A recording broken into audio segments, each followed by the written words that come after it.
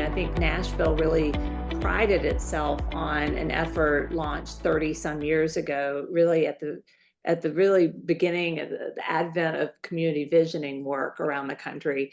At that time, we were one of the first cities to sort of go forth with a huge sort of year-long visioning process that involved a massive amount of community engagement all across the city. But I think Nashville, in the interceding 30 years, there was just a growing sense that the growth and development had kind of taken the wheel rather than the city and the community having its hands on the wheel. The sort of typical cocktail party chatter was, have we lost the soul of our city?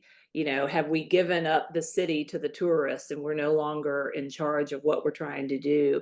And I think that was really born out of a sense of a lot of people feeling like they weren't necessarily benefiting from all of the growth and development. I think that's the biggest challenge for destination communities, to sort of strike the balance between attracting people from the outside, but also preserving and maintaining the things that make those destinations who they are. Really went and looked at things happening in cities all over the country and tried to say, okay, what are the bits and pieces, the common threads, the things that we think could be put to use to help Nashville have a path forward. Looking at cities who had done interesting things, the work we did needed to be based on actual real data and research, which is how we came to find Heart+Mind. What we were able to do with the research for Imagine Nashville that's really fueled where that whole effort is going is to do what's called values research. It's really looking not just to know what's important,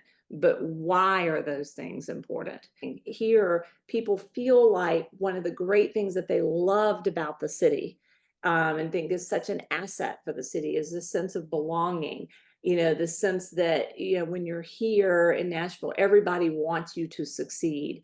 So really what we did here is really make a pretty extraordinary effort to really democratize the research. We did stuff online, we did stuff in person, one-on-one. I mean, it was a pretty massive effort.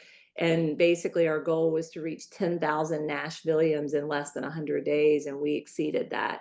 And I think that really talking to that many people and having a real community-based part of the research is part of what gives that data so much power. But I hope that what comes out of it, if from the Imagine Nashville work, we can sort of get the city unified behind a direction for how we're growing and how we're evolving, and what kind of tourists we're trying to attract and what kind of economic development we're trying to attract.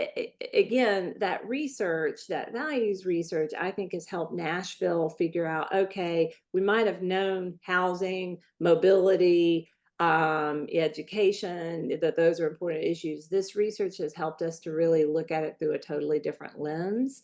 And what we're now doing is developing a set of actionable recommendations that'll carry the city forward over the next 10 years. And it's also designed to be something that really can be a unifying force rather than silos of the tourism sector has this agenda, the business community is over here with this one. Government is municipal government is in another silo, so on and so forth. It's really designed to be a plugging in point where everyone can sort of get behind it. So